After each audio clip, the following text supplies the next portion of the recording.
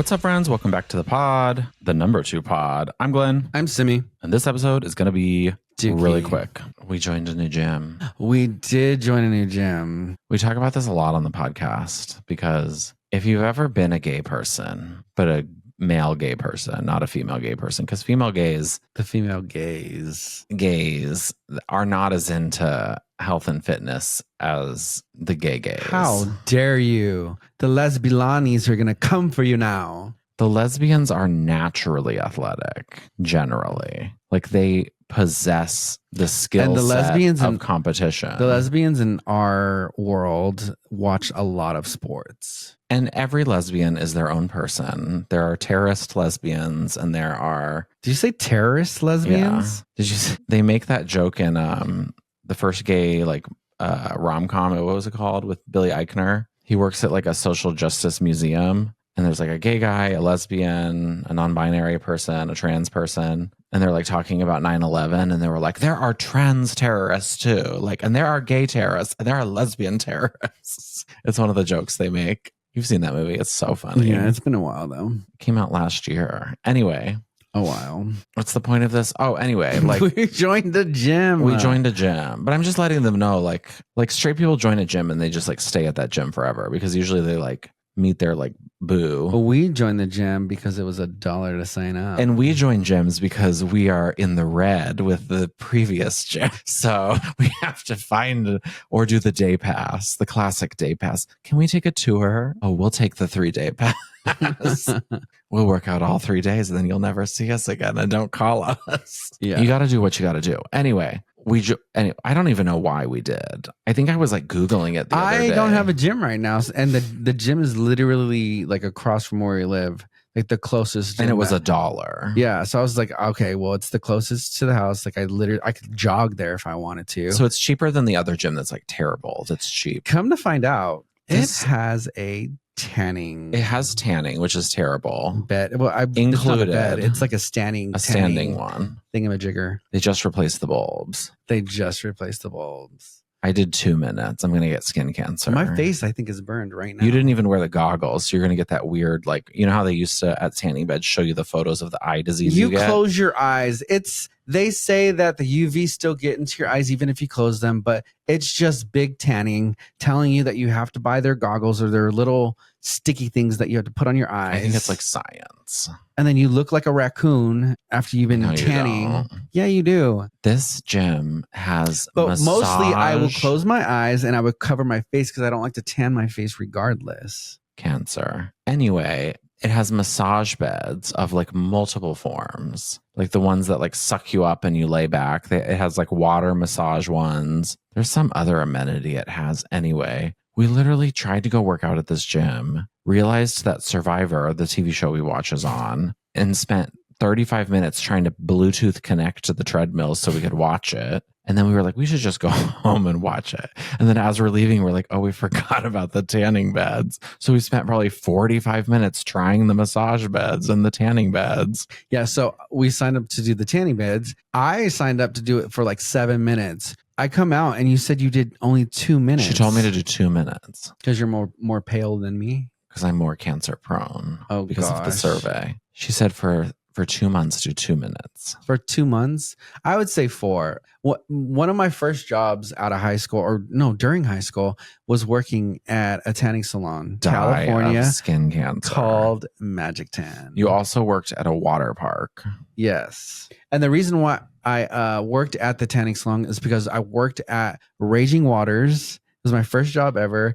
And the tan that I had, like my ass was white as snow and the rest of my body was like the darkest tan you could ever have. And so I went to the tanning salon to like try to even it out, picked up an application and I got the jam. I mean, I can only imagine the interview. Hey, It's like, what, can you count to 6? We have 6 rooms. How do you feel about stickers? They're like, do you know how to clean a tanning bed? Do you know how to spray a bottle with a paper towel? Have you ever heard of Simple Green? When people say they don't have their eyewear, can you say no? Upselling. Do you know anything about that? Can you judge people based on a vague survey they fill out on their skin type to recommend? When the old leather people come in, give them everything they want. Give everything they want. But legally, they can only come every 48 hours to the minute. If it looks like they've already tanned today, They have, and they have 2 accounts. let them tan again. Let them tan again. When I was a kid, we would have tanning memberships. Like, I don't even know how I got money. I mean,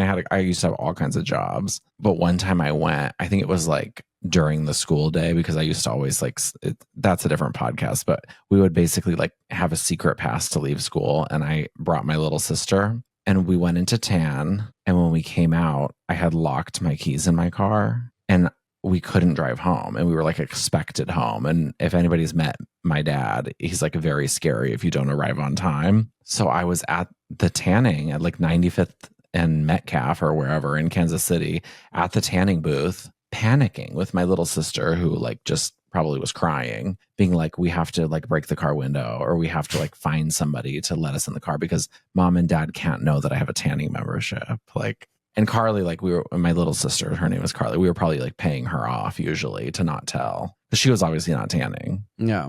I mean, I think some guy helped me. He had like the hook. You know how sometimes trucks have the hook and it slides down the window? Like, would rather talk to a stranger and break in my car than have my parents find out that I had a tanning membership. There is a process when you tan. How do you tan if you're in a bed like that you're laying down in? Do you just sit there? Will you lay? Yeah. Do you lay there? I mean, I usually like have my t-shirt over my face if I'm laying down. Likewise. And then I like go like this to optimize. Every once in a while, I'll like let the face loose, but I don't like it to be exposed. No, I mean, I haven't tanned in probably 20 years. So today was what you're supposed to do, right? Tanning 101 is you're supposed to basically lay down on your back, start maybe that way, and then eventually like you want to turn around, because the bulbs, like they're gonna just like, especially if you don't have a base tan, they're not gonna be even on your skin. So you want to turn around, right? But then also, absolutely not. Also, like you want to do like this little Running Man thing, just so you get like the inside of like your arms, and then the fat part of your legs aren't going to tan. So you either have to open up your legs, you have to get all the parts. It's about the thigh gap. Yeah. And just like being able to get all parts. This podcast brought to you by skin cancer. Well, you kind of have to do the same thing when you do the spray tan. And there are machines that do spray tans as well. And so you have to stand like that, you have to stand like that, you have to stand like that, you have to stand like that. Oh, I've seen the Friends episode. And then you have to put some like lotion stuff on your palms, so your palms don't get all tanned, or anywhere else that you don't want tanned. It's important. And we definitely worked out at this gym. Yeah, one day we are gonna work out at this We're gym. definitely gonna work out. I think it has weights, and there's definitely some weights there, and definitely some cardio machines. And it's basically like inside the airport. When we left, a plane landed on my car. It was like the scariest thing I've ever seen. Yeah, it's right next to the airport, and you can definitely just see a plane land right there. It was crazy. I also saw a helicopter land, and then I realized for the first time in my life that helicopters don't have wheels. So basically this helicopter like landed, and then it like started up again and then like hopped. Is that how a helicopter gets to its parking spot? I always thought a helicopter had to land on an H, like a helipad. But then if you think about it, where do the other helicopters park?